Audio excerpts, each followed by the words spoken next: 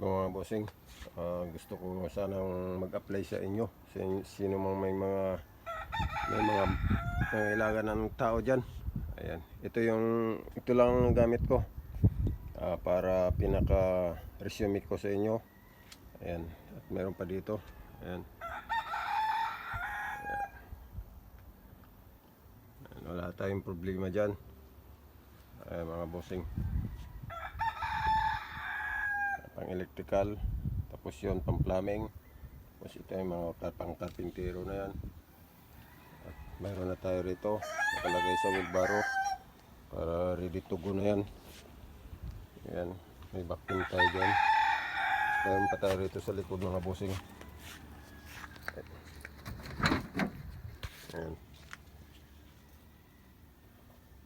yan, mayroon tayong welding machine. Ayan, pang mixer ng adhesive. Ayan, pang mason. Meron tayong pang pintor dito. Ayan, pang pintura. Ayan, meron tayong tile cutter, may terso, welding machine. Ayan, meron tayong banso. Ay mga bossing, yan lang, sana matanggap nyo ako. Yan lang po.